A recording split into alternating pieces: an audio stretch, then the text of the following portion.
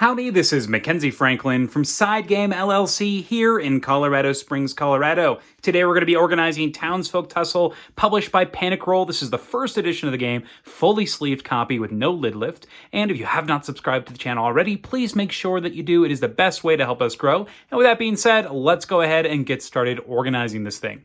Now, first off, we're going to lift off this giant lid, and inside you're going to see that we have one terrain piece on top here. This is the Murky Moat and the Dangerous Ditch, the double-sided tile here. And this is pretty important. It uses a puzzle piece to combine the two large tiles here. And if you keep on taking them off and on, it is going to damage that connector in the middle. So we like to just keep it in one large piece here so it does not get damaged. So grab it from the center there and move it to the side.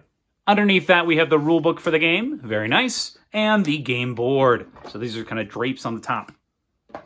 Now that we've removed the board, let's take a look at these two sections. First up, we have the card box at the top here, and then all of your terrain tiles on the bottom. We've actually removed the insert that contains a lot of your small terrain tiles, because frankly, a lot of the tiles are just getting stuck, and you are going to be using pretty much all of these tiles every round, so you need to have easy access to all of them and be able to find them pretty easily. And to do that, it's simply better to just have them stacked into these large piles. So on this bottom section we'll look at first, we have our large terrain tiles, the forest, and the pond and the farm, put those to the side. And then we actually have a container here. These are from the Dollar Tree. If you need any of the things that we talk about in this video, there'll be a link in the description below. But we use these containers from the Dollar Tree. This just helps us organize a couple of easy tokens here. Our small tokens we may need for different scenarios, our dice for the characters, the markers for the different bosses, and then the initiative tokens for your player characters. So these are all going to fit nicely there. And once again, you simply just pull this out, place it on the table. To the right of that, we have our smaller square and rectangular terrain tiles. Once again, you will need to access these, so it's nice just to have them in a large pile. Now you can take them out just like I did here, or you can actually use this board under here to kind of lift them all up at the same time. Now this is your market board as well as your fight phase board. So you're going to use this for your town phase as well as prepping for that fight phase. So once again, when you're actually pulling out those terrain pieces, you can just grab the side and all of the terrain will just be on top of it. That way you don't have to scoop out a lot of stuff. So super nice, fits really nicely in that bottom section here. Continuing on in that bottom section, we have all of our reference cards for our different Ruffians. So we got some big artwork here. I love this artwork, so fantastic. And on the back, we have all of the different setups for the different final fights, as well as the terrain for the scenario itself. So super nice. I really like how these are organized, and those are going to fit nicely in that bottom section. Underneath that, you're going to have all of your townsfolk, and these are going to be your double-sided boards with all of your different spots. These little dark areas are the starting conditions, and you'll see where we have those tokens in a second. You're also going to have all your starting equipment listed on the bottom here, but very, very nicely laid out. They fit nicely in that bottom area, and you got your little descriptions about each character on the back here. Once again, featuring fantastic artwork.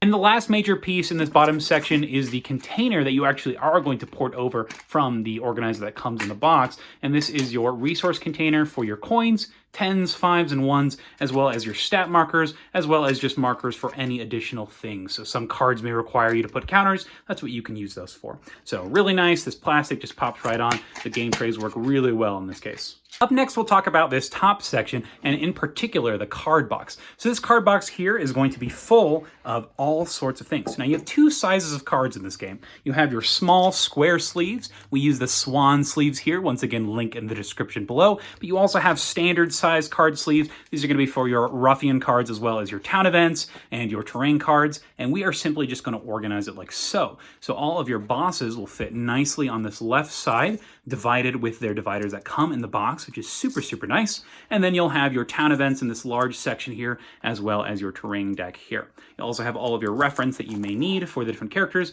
as well as the critical hit spot. Those are all going to fit in this left side. And everything does fit snugly even when sleeved. Now you will notice if you do sleeve your unlockable gear, it is not going to fit back into that box. So we've actually used the packaging and kind of cut up that box from one of the swan sleeves packs. And that way it does fit nicely, and you can still pretty clearly see, oh, okay, this is our unlockable gear. So when you do need to go and find something, you can just open up the plastic container here, but it's still sectioned off and it's not going to tempt you to look through it.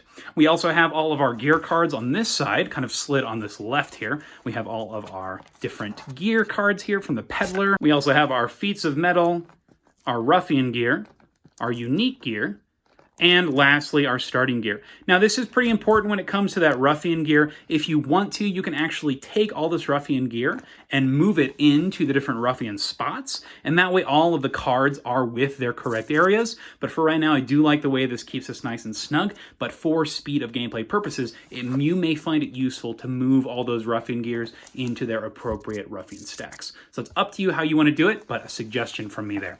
Next up, you have your small bag here. This is just going to contain all of your Ruffians. Now, you do get 2 of these bags in the game. You're only going to need 1 because this is going to hold all of your Ruffian markers, and you're just going to pull 4 of them randomly at the start of each game. So you'll only need this once, but it's nice to have that random pull bag, and I do really like the artwork on these bags. Super, super nice. So we'll go ahead and move our card box to the side here. Lastly, we have our miniatures box here. You can simply pull the lid off like so, and inside you're going to see that we have all of our miniatures for our different Ruffians, as well as the standee versions of your Ruffians, as well as your Townsfolk. So you have your Townsfolk in the middle, the Ruffians on the sides, and you'll only be pulling them 1 at a time, so it's easy to see where they're going to go back in afterwards. And then you also have your small little tokens that fit in here for, I believe they're called the Bundits. They're these cute little rabbit guys, so pretty hilarious. They fit nicely in this small little section here. But you can actually leave this in the box. You're not going to need it. You can put all of your miniature stands as well, a silicone gel packet in here for freshness. Everything you need will fit nicely into this tray, and it's not going to be something you're going to need to take out. So you can just leave this box on the table like so. And that's everything in Townsfolk Tussle. Let's go ahead and pack it up. Now, the first thing that we're going to need is that insert container cover. We're going to put that right on top of all those miniatures like so. We're then going to take our card box and make sure that you put that little bag with all of your different Ruffian tokens in that empty space here. You have your small cards here and your larger standard sized cards here. Once again, link in the description for the sleeves we use. We're going to cover that with a card box lid. And then once that is covered, we're going to slide it into that upper section like so. We're then going to take our coin container as well as all of our Townsfolk and put them on that bottom section. And then we're going to take all of our Ruffian cards and place them on top like so. We'll then take our Towns Phase and Fight Phase board and place that on top with our little container for our dice and our smaller terrain pieces. We'll then place all of our medium-sized terrain pieces in this section here, followed by our large terrain pieces on top. We'll then take that main game board and place it like so, our rulebook, and lastly, our large terrain tile here with that puzzle piece center. And that is organizing Townsfolk Tussle. If you have any questions about what you saw here, please let me know down in the comments below. Did you end up getting Townsfolk Tussle? Is this one you're excited to give a try? Are you excited for the new stuff coming out in the new upcoming Kickstarter? Did you keep the provided inserts in your copy of the game? We'd love to hear how you organized your copy. And with that being said, thank you so much for watching SideGame Strong.